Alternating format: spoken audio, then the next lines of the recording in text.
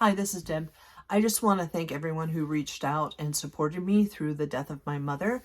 She died on the 7th of September, which was 3 days ago. We are estranged. We've been estranged for 14 years. So there were so many people reaching out that it has shifted me. It has given me what Stephen Covey would call a paradigm shift. I see things differently and I feel resolved, and I don't have any kind of animosity or pain or anything anymore. I feel like that's what I wanted to share. The reason we go into recovery is so that we can heal. And once we heal, the wounds are gone, you know? I think when you don't go into recovery, you stay stuck. And I think the perception is flipped. There's, especially in my family, at least, like if you go to therapy, you're the problem. You've got the problem. Too bad on you. Just get over it. Suck it up. The rest of us did. What's wrong with you? And I think they didn't, and they're all still stuck. Well, maybe not all of them. I shouldn't make generalizations, but the way to get unstuck, I guess is what I'm trying to say, is to get help. And then once you get the tools, for me, it was EMDR, eye movement desensitization, and it's not reprogramming, but reframing, whatever you want to call it. So this really worked for me, and it doesn't obviously change any of the events or traumas that happened. And it can't bring relationships back if they're not coming back, but it reframes things. So it makes you see it from a totally different perspective, and that takes the charge out of it, and that allows you to function. So when my friend was raped and killed, this is when I discovered EMDR, and I couldn't really leave my house at the time because of PTSD. I remember I was putting something in the trunk of my car, and a voice just said, "Run," like in my head. And, I just kind of hid under the dining room table. And I got to the point where I could go to the grocery store, I could go to my theater and run my business. It was 2 miles away, but everything was terrifying. So what this did was it changed the way I viewed things. So if I saw scary men smoking cigarettes on the street, all of a sudden in my mind, I would just imagine them as like walruses, which was hilarious. Like my brain was just starting to send me these really entertaining and wonderful images that all of a sudden made me smile and nod at these people who I would have been terrified of at that time. So that's what's been great about EMDR. I, in my process, in my imagination, created this whole earth suit that I would put on when I had to go out somewhere. And in my imagination, I could dive down through the road, and I could sail in the air. And if I went into a coffee shop, the baristas were like undersea creatures. And so what I found out was, because I've been doing theater for over 30 years, my brain is very much acclimated to inventing stories and characters. And this is what has saved me. And I'm so grateful for it. And so with my mother, whatever wasn't resolved, all of that came up when my friend was tragically killed. And I had to deal with whatever was dangling. And so for my mother now, I'm sort of viewing the family as a script and doing my analysis and sort of detached and looking at it. So it's not so painful. I'm not so invested in it. It's just something that exists outside of me. And in doing that, like I've been able to reconnect with a few people for the first time in 20 years. And then something happened yesterday where someone said to me, "I was there." And that was very confusing for me, because I thought all the things that had been done to me had been done when no one else was watching. I didn't think anyone else knew. And as it turns out, I think maybe everyone else sort of had a feeling about something, but didn't know what the protocol was or whatever. I don't know. But the fact that there was a witness changed everything for me. And now I feel released. Now I feel like, okay, I've been seen, I've been heard. So if you're talking to someone who's in trauma and they keep telling you the same story over and over and over, and the natural, or my family's response is to like, "Get over it already, shut up, we've heard this." The reason they're looping is because they can't process it, because they can't believe it happened. So they they keep telling the story so they can tell themselves what happened, because they keep not believing it. And that's what trauma is all about. Something happens that's so unbelievable, your brain's like, no way, and you're like, yes way, this, no way. And so that's that looping. So I highly recommend EMDR. And I feel my mother, I feel her energy, and to me, she feels really young, like a young spirit.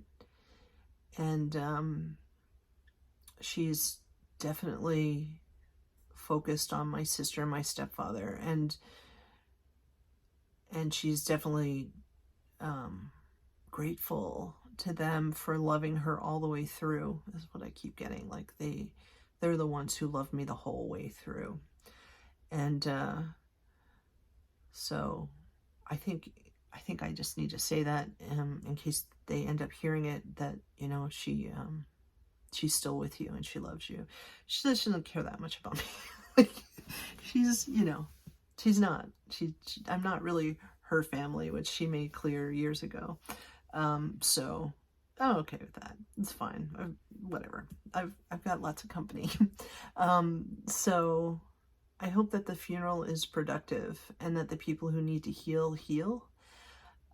It's a full moon tonight. It's day 3. So it's sacred day. And the Queen died the day after my mother died. So it's like, I don't know. I never saw them in the same room at the same time. So I'm just kidding. I just wish my family well during this time of grief. I think I still have some trouble with the people who are choosing denial.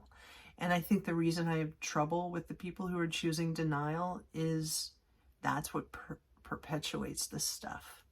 And that in order to stay in denial, you have to be kind of privileged. You have to kind of be in a place where you can check out and it doesn't really reach you. And that's no way to grow, you know? So I just wish my family true healing. I hope that they come out of denial. And that's not to vilify anybody, you know? That's just to say, yeah, we're a rough crew. I mean, you know, is somebody come rub my feet, get your hair out of your face, and I love you. Like, you know, it's not a touchy-feely family. And that's okay. That's kind of becoming hilarious to me, to be honest with you, now that I have perspective on it. And I'm just remembering so many stories that are just really off color and just hilarious. And that's the spirit of them right now. That's who they are. And that's who I am. I'm of them. So I always thought it was a Heinz 57, like, hybrid, you know, and then I did Ancestry.com. It was like, oh no, I'm a colonizer.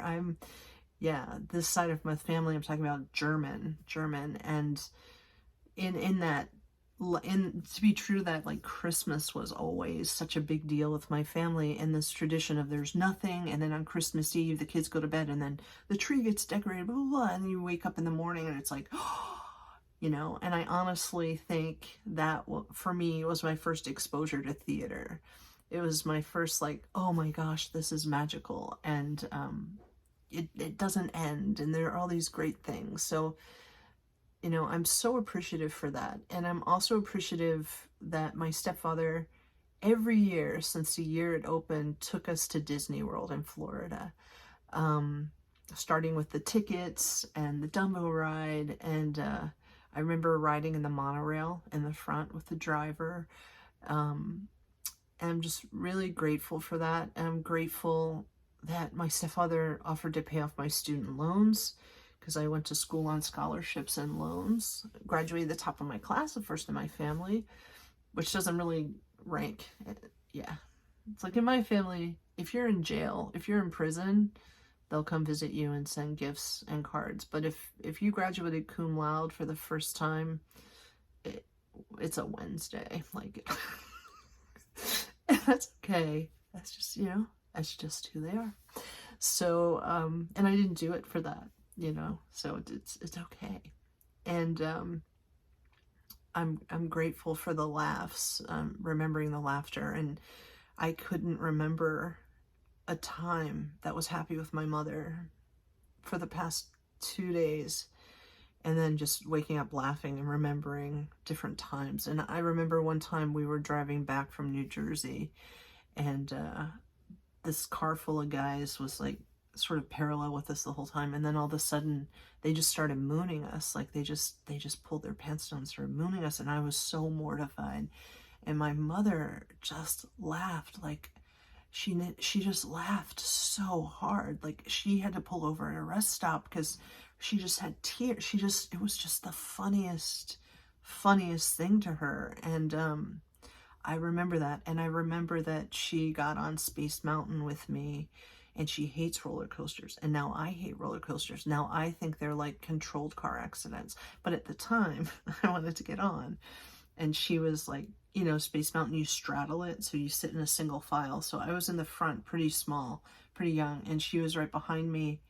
And the whole ride, she was just screaming in terror, which is somehow hilarious because it's this exciting, fun ride, and she's just screaming, no, you know. And then she vowed to never do that again. And then every year I got to bring a friend with me to Disney World, which was kind of beautiful and luxurious. Had some tough spots through that too, but I really appreciate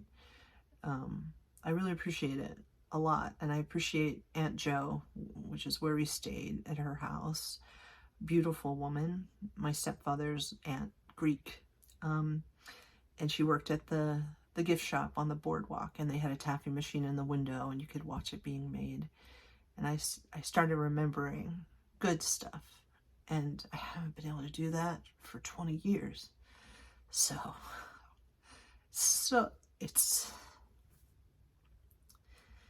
a really big release, and it's a really big relief, and I hope people aren't in pain, and I hope none of this trauma is perpetuated. I hope that it's just released and everybody can just move forward with their lives and not blame and not feel so short-shrifted.